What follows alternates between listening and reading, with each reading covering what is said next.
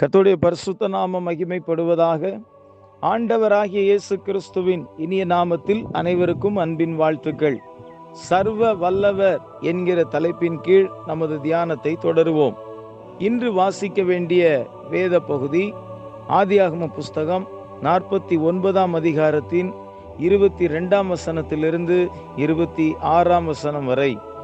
யோசேப்பு கனிதரும் செடி, அவன் நீரூற்றண்டையில் உள்ள கனிதரும் செடி, அதன் கொடிகள் சுவரின் மேல் படரும்.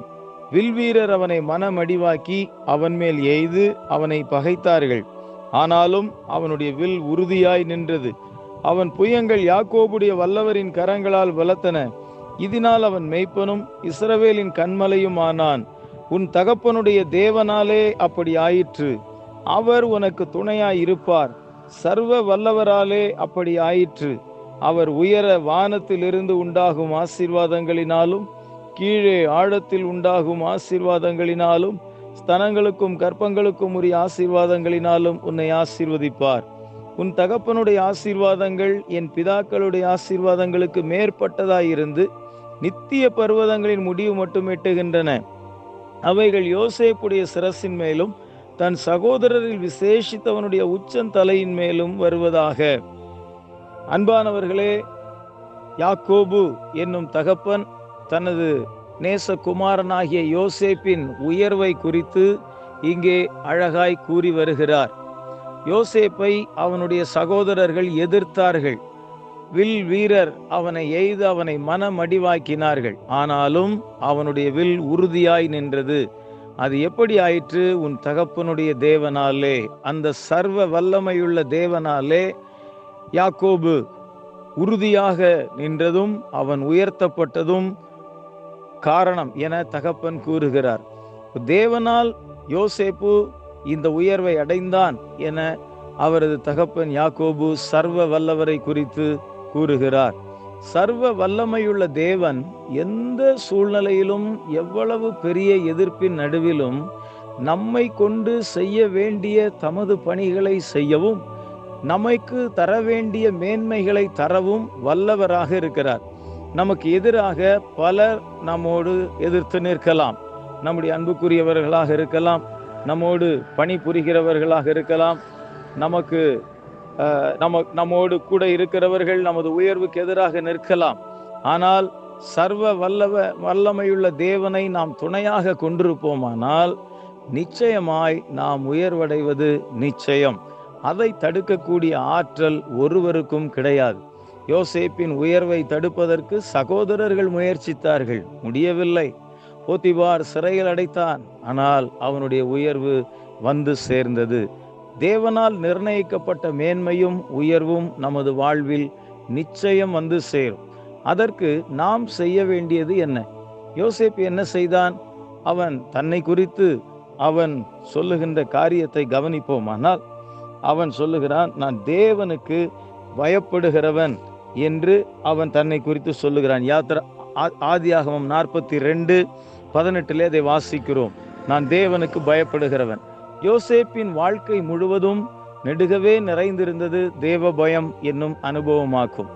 அவனுடைய சொந்த சகோதரர்கள் தேவனுக்கு பயப்படாமல் துன்மார்க்கமான வழியில் சென்றபோது இவன் தேவனுக்கு பயந்ததினாலே அந்த வழிக்கு விலகி அவைகளை தன் தகப்பனுக்கு தெரியப்படுத்தினான்.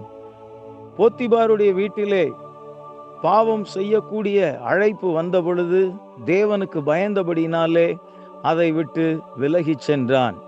சிறையில் அடைக்கப்பட்டிருந்த நேரத்திலும் தனது பராமரிப்பில் இருந்த அந்த சுயம்பாகிகளின் தலைவன், பானபாத்திரக்காரருடைய தலைவன் இருவருடைய முகங்களும் கலங்கி இருந்ததை கண்டு அதை விசாரித்து அவர்களுக்கு உதவி செய்தான்.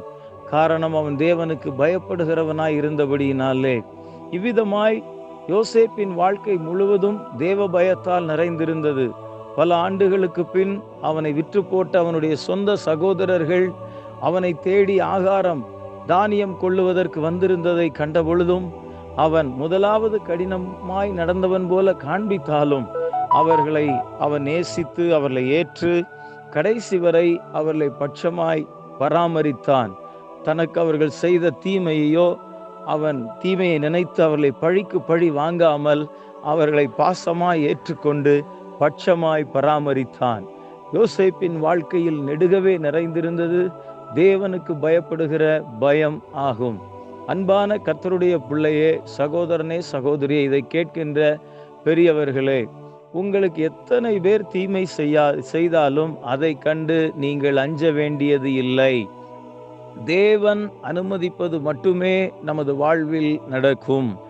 தேவன் அனுமதிக்காமல் நமது தலையிலிருந்து ஒரு முடி கூட கீழே விழாது. ஆனால் சில கஷ்டங்கள் நமக்கு வரலாம். யோசேப்பு குழியில் போடப்பட்டான்.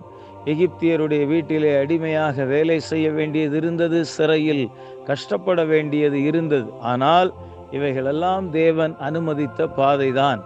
ஆனால் அதன் முடிவாக சிறையிலிருந்து அவனை தேவன் சிங்காசனத்திற்கு உயர்த்தினார். ஆகவே இதை கேட்கின்ற அருமை சகோதரர்களே, சகோதரிகளே, பெரியவர்களே, நாம் தேவனுக்கு பயப்பட வேண்டும். தேவனுக்கு பயந்து நாம் தீமைக்கு தீமை செய்யாமல் தீமையை விட்டு விலகி தீமைக்கும் நன்மை செய்வோமானால் நிச்சயம் தேவன் நமது உயர்வில் நம்மை கொண்டு சேர்ப்பார் என்பது நிச்சயமான காரியம். நமக்கு எதிராக எத்தனை பேர் நின்றாலும் அது நம்மை தடுக்க முடியாது. காரணம், நாம் நம்பி இருக்கிற தேவன் சர்வ வல்லமையுள்ள தேவனாகிய கர்த்தர், அனைத்தையும் செய்து முடிக்கும் ஆற்றல் உள்ளவர். ஆகவே இதை கேட்கின்றவர்களே, தேவ பயத்தினால் உங்கள் இருதயத்தை நிரப்புங்கள். தேவன் நம்மை உயர்த்தி மேன்மைப்படுத்தி அநேகருக்கு ஆசீர்வாதமாய், நமக்கு தீமை செய்கிறவர்களுக்கும் நன்மை செய்யக்கூடிய நிலையிலே நம்மை உயர்த்தி ஆசீர்வதிப்பாராக. இயேசுவும் அப்படித்தான் தனக்கு தீமை செய்தவர்களுக்கும் அவர் இரட்சகராக மாறி ரட்சிப்பை அளித்தார். எருசலேமில் உள்ள யூதர்களுக்கு நம்மையும் தேவன் அவ்விதமாய் ஆசீர்வதிப்பாராக. ஜெபம் பண்ணுவோம். பரலோக பிதாவே, நல்ல ஆண்டவரே, எங்கள் தேவனை நன்றியோடு ஸ்தோத்தரிக்கிறோம். நாங்கள் ஆராதிக்கிற தேவன் சர்வ வல்லவர். எங்களுக்கு எதிராக எத்தனை காரியங்கள் எதிராக நின்றாலும் எதுவும் எங்களை அசைக்க முடியாது. தேவன் எங்களுக்கென்று வைத்திருக்கிற அந்த மேன்மையில் நீர் எங்களை கொண்டு சேர்ப்பீர், உயர்த்துவீர் என்பதை இந்த தியானத்தின் மூலம் நாங்கள் விசுவாசித்து உம்மை ஸ்தோத்தரிக்கிறோம் ஆண்டவரே. ஆனால் நாங்கள் தேவனுக்கு பயப்படாமல் தீமைக்கு தீமை செய்யவோ பழிக்கு பழி வாங்கவோ போய்விடாதபடி தேவனுக்கு பயந்து தீமை விட்டு விலக, தீமை செய்கிறவர்களுக்கும் நன்மை செய்யும் நல்ல மனதை எங்கள் ஒவ்வொருவருக்கும் தருவீராக. எங்களுடைய இருதயத்தில் ஆண்டவரே, எங்களுக்கு எதிராய் நிற்கிறவர்களை கண்டு அஞ்சாமல், எதிரான சூழ்நிலையை கண்டு அஞ்சாமல், தீமைகளை கண்டு அஞ்சாமல், சர்வ வல்லவருக்கு நாங்கள் பயந்து எங்கள் ஜீவியத்தை நேர்த்தியான பாதையில் கொண்டு செல்ல கிருபை தாரும். எல்லா துதியும் கனமும் மகிமையும் உமக்கு நாங்கள் ஏறெடுக்கிறோம். இதை கேட்கின்ற ஒவ்வொருவருடைய வாழ்விலும் நீர் நிர்ணயித்திருக்கிற மேன்மையும் உயர்வையும் சென்றடைய கிருபை செய்வீராக. இயேசு கிறிஸ்துவின் நாமத்தில் கேட்கிறோம் ஜீவனுள்ள நல்ல பிதாவே. ஆமேன், ஆமேன். கர்த்தர் நம்மை ஆசீர்வதிப்பாராக. ஆமேன்.